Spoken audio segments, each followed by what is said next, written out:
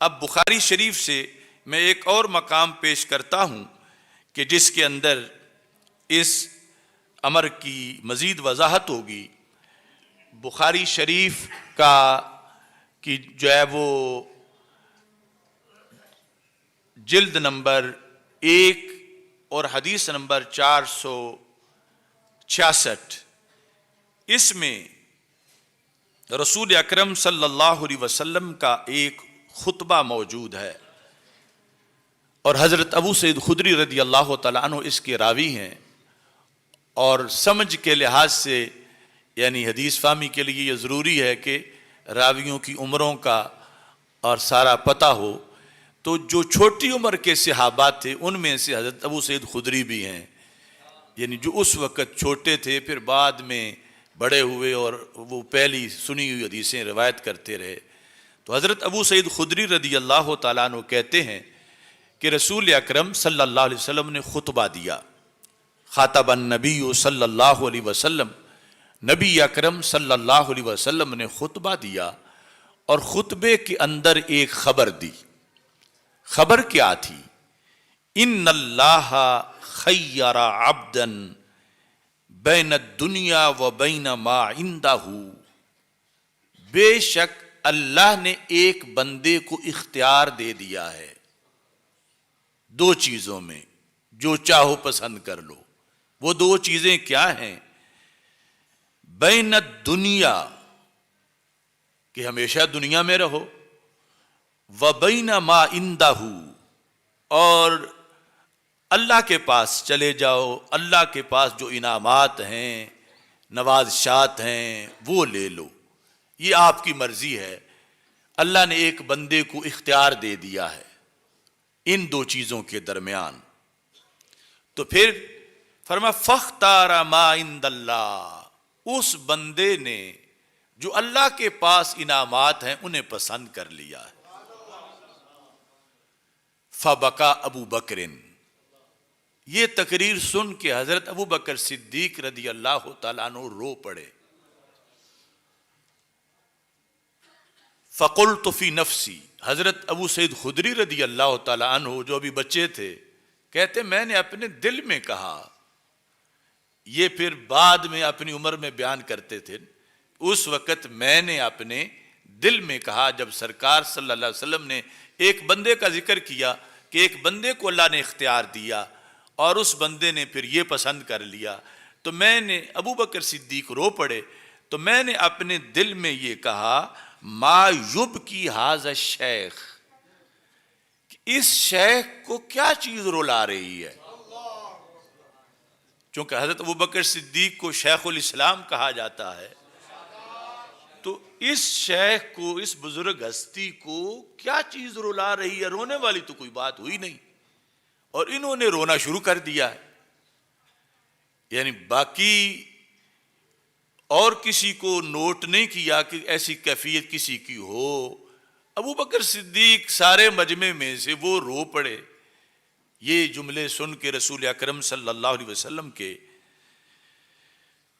تو کہتے ہیں میں نے کہا رونے والی کوئی بات نہیں، ان یکن اللہ خیر عبدا بین الدنیا و بین ما عندہ فاختار ما عند اللہ، اگر کسی بندے نے جو اس کو اختیار دیا گیا تو اس نے جو اللہ کے ہاں اسے پسند کر لیا، تو اس میں رونے والی بات کیا ہے؟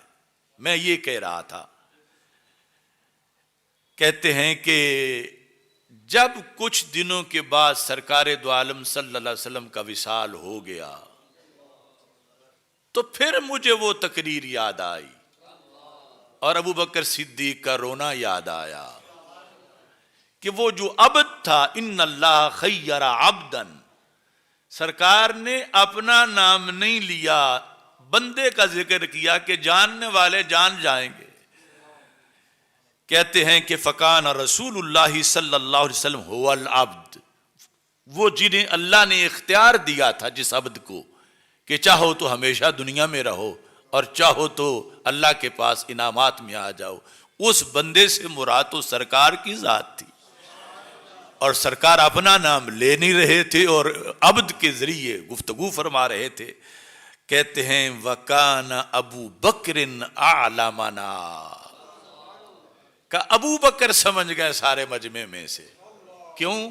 کان ابو بکر اعلمنا. اعلم یہ بھی سپرلیٹو ڈگری ہے، زیادہ علم والے، کہ سرکار کی تقریر کو سن کر مطلب تک پہنچنے میں سب سے تیز تھے. اور کان ابو بکر اعلمنا، ہم یہی سمجھتے رہے کہ کسی اور بندے کی بات ہو رہی ہے، تو سرکار تو اپنی بات بتا رہے تھے کہ مجھے یہ اختیار دیا گیا ہے، اور یہ ہر کسی کو نہیں ملتا، فرشتہ آ کے دبوچ لیتا ہے. لیکن یہاں شان رسالت اور مقام محبوبیت ہے. رب مجھے اللہ کی طرف سے اختیار دیا گیا ہے اور میں نے اللہ کے ہاں جانے کو پسند کر لیا ہے. لیکن اس کو متکلم کے صیغے سے نہیں، عبد سے بیان کیا. لیکن صدیق اکبر رو پڑے تو حضرت ابو سعید خدری کہتے ہیں یہ ہے مزاج شناس نبوت. کان ابو بکر اعلمنا، ابو بکر صدیق ہم سب میں سے زیادہ علم والے تھے کہ انہوں نے یہ فوراً جان لیا کہ بات سرکار دو عالم صلی اللہ علیہ وسلم کی اور بہت بڑے حادثے کی ہو رہی ہے کہ کیا بنے گا جب سرکار دنیا سے تشریف لے جائیں گے. تو جب آپ روئے تو پھر دلاسا بھی آپ کو ہی سرکار نے دیا. رسول اکرم صلی اللہ علیہ وسلم نے اس وقت ارشاد فرمایا یا ابا بکر لا تبکی، ابو بکر نہ رو. کیوں؟ فرمایا تم نے وفاؤں کا حق ادا کیا. اور اس مقام پر یہ لفظ بولے رسول اکرم صلی اللہ علیہ وسلم نے، فرمایا ان امن الناس. پھر سپرلیٹو ڈگری ہے. امن اس میں تفضیل ایک ہے، مننا یمنو احسان کرنا، امن ہے بہت زیادہ احسان کرنے والا. فرمایا ان امن الناس علیہ، انسانوں میں سے مراد صحابہ میں سے، جو کہ دشمن تو ویسے دشمن جنہوں نے کلمہ پڑھ لیا، ان میں سے جس نے سب سے زیادہ مجھ پر احسانات کیے، فی صحبت ہی و مال ہی، مال کے ذریعے سے اور اپنی جان ہتھیلی پہ رکھ کے ساتھ دے کر. یعنی کوئی تو مال دیتا ہے، باہر نکلنا مشکل ہے کہ جان جاتی ہے.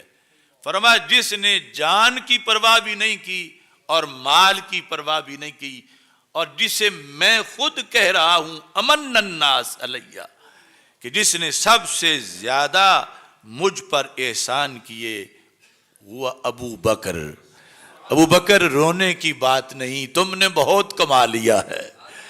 وفاؤں کے سفر کے اندر آج تمہاری یہ ڈگری ہے اور تمہارا یہ وصف ہے، تمہارا یہ عہدہ ہے کہ تمہارے مال اور تمہارے نفس یعنی ذات کے لحاظ سے جو مجھ پر احسانات ہوئے. حالانکہ حضرت ابو بکر تو سمجھتے ہیں کہ میں نے تو خدمت کی، غلامی کا حق ادا کیا، کہ شکر ہے کہ سرکار نے قبول کر لیا.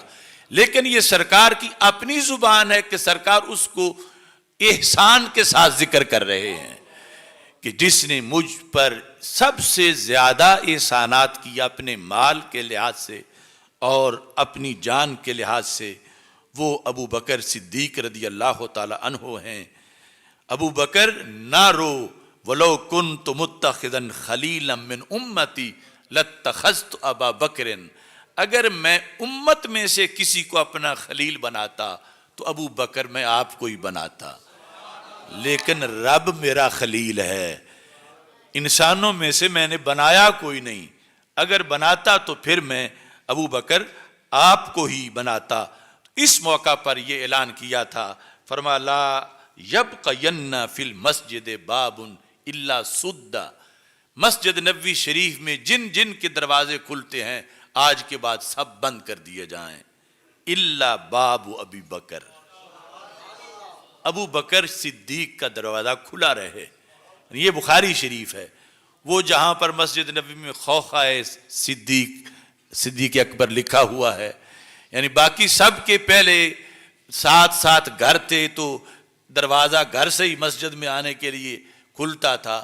فرمایا باقی سب بند کر دیے جائیں, ان کا کھلا رہے.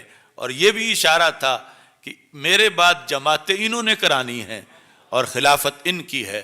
تو اس بنیاد پر یہ یعنی موضوع کا تھوڑا سا حصہ میں نے آپ کے سامنے بیان کیا کہ کس طرح حضرت صدیق اکبر رضی اللہ تعالی عنہ مزاج شناس نبوت تھے اور کس انداز میں انہوں نے یعنی جب بڑی بڑی باتیں اہم فیصلے حضرت عمر رضی اللہ تعالی عنہ جیسے بندے کو بھی سمجھ نہیں آتے تھے اور آگے جو شوق عبادت تھا اس کی وجہ سے یہ کسی طرح اڑ جاتے تھے, نہیں ایسے کرنا چاہیے, کیوں نہیں ہم کر رہے.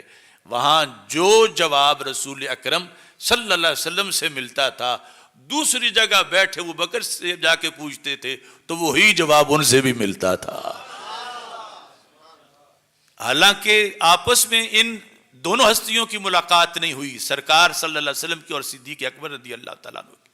یہ حدیبیہ کے موقع پر بھی ایسا ہی ہوا کہ جو جواب رسول اکرم صلی اللہ علیہ وسلم نے واپس جانے کا دیا وہی جواب حضرت صدیق اکبر رضی اللہ تعالی عنہ نے دیا. تو یہ یعنی اولیت بلا وجہ نہیں تھی, یہ قرب خاص تھا ان خاص صلاحیتوں کی بنیاد پر. رب ذوالجلال ہم سب کو ان کے نقش قدم پر چلنے کی توفیق عطا فرمائے. آج اس مسجد رضا مجتبیٰ میں مجھے جمعہ پڑھاتے ہوئے 30 سال مکمل ہو گئے. اللہ تعالیٰ یہ 30 سال کے خطبے قبول فرمائے.